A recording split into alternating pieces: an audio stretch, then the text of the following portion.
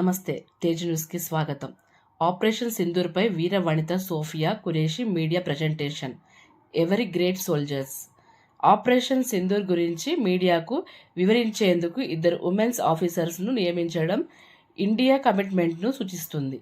పెహల్గాం దాడిలో భర్తలను కోల్పోయిన మహిళలకు న్యాయం చేస్తామని ఇచ్చిన హామీని ప్రతిబింబిస్తుంది. के बारे में जानकारी देंगे. ऑपरेशन सिंदूर 22 अप्रैल को पहलगाम में हुए विभत्स आतंकवादी हमले के शिकार मासूम नागरिकों व उनके परिवारों को न्याय देने के लिए लॉन्च किया गया था. इस कार्रवाई में 9 टेररिस्ट कैंप्स को टारगेट किया गया और पूरी तरह से इसे बर्बाद किया गया.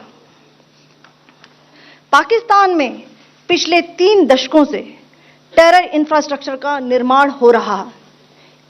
इसमें recruitment, indoctrination centres, training areas व लॉन्च पैड शामिल थे जो पाकिस्तान और पाक अधिकृत जम्मू कश्मीर POJK दोनों में फैले हैं.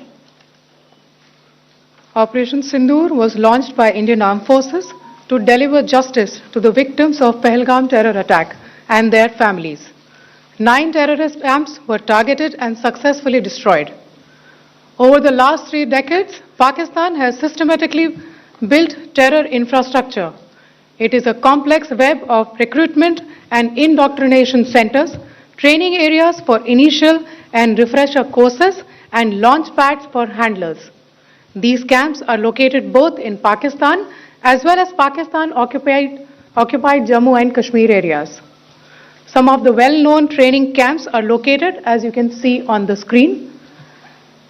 They are distributed from Savai Nala in the north, counting to approximately 21, ending at Bhagalpur to the south.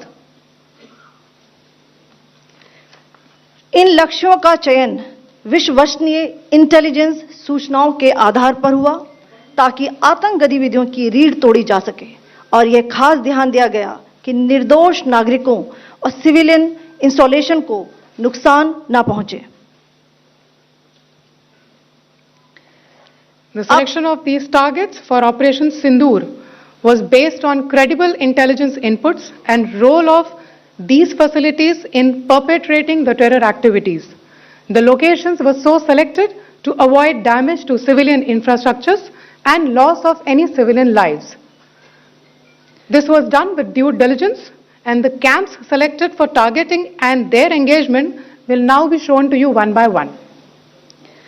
POJK के टारगेट मैं आपको बताना चाहूंगी.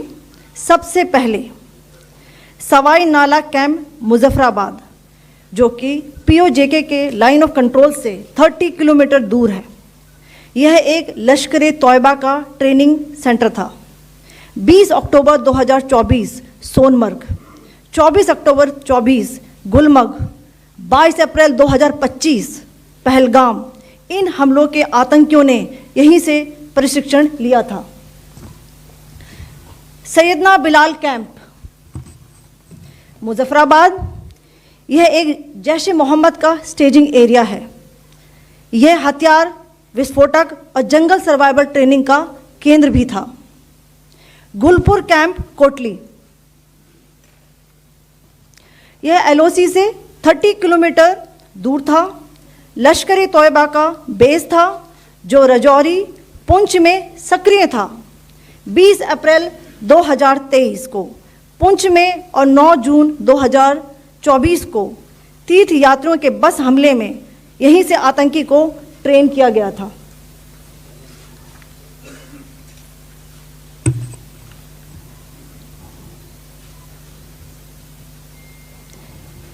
बरनाला कैंप बिंबर, ये LOC से 9 किलोमीटर दूर है. यहाँ पर हथियार, हैंडलिंग, IED व जंगल सर्वाइवल का प्रशिक्षण केंद्र था. अब्बास कैंप कोटली,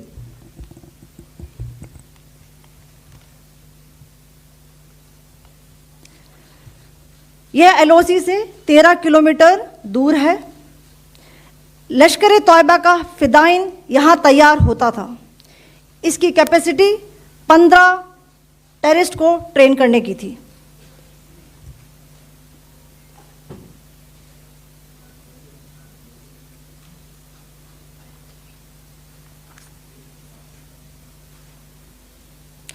अब मैं पाकिस्तान के अंदर के टारगेट से अवगत कराना चाहूंगी। पहला, सर्जिकल कैंप सियालकोट। यह अंतर्राष्ट्रीय सीमा से 6 किलोमीटर की दूरी पर है, सांबा कठुआ के सामने।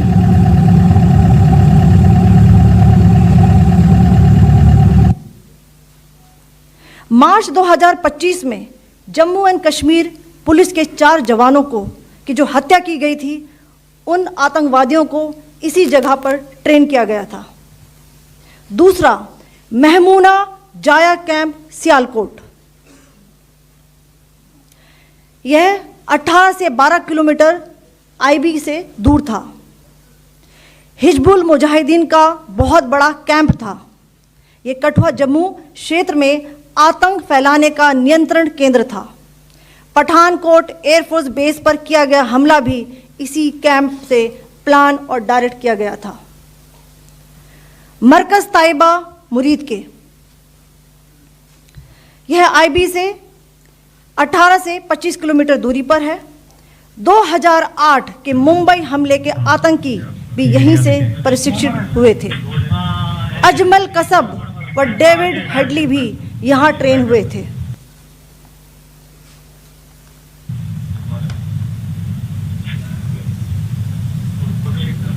आगे दूसरा आया।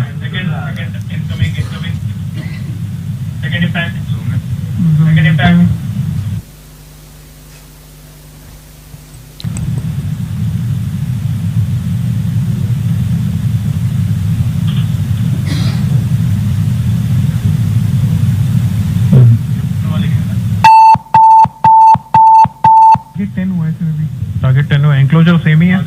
7 it is hit the target. हाँ हाँ।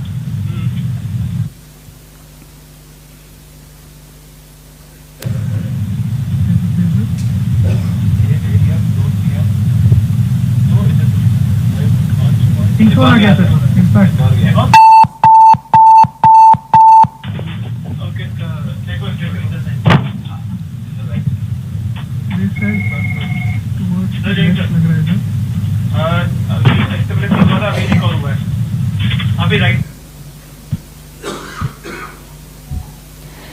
मरकज सुभान अल्लाह भावलपुर, यह इंटरनेशनल बाउंड्री से 100 किलोमीटर दूर है।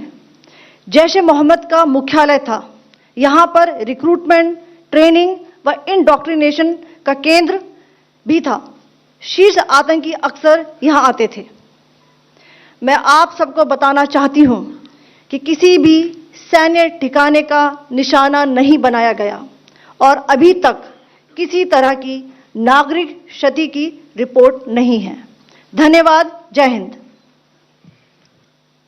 The strike on the terror camps were undertaken through precision capability, as shown to you. A niche technology weapons with careful selection of warheads was ensured so that there will be no collateral damage. The point of impact in each of the target was a specific building or a group of buildings.